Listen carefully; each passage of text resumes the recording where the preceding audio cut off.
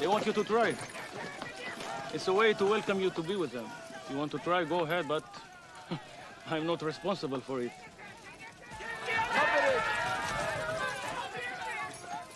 Roger. Yes?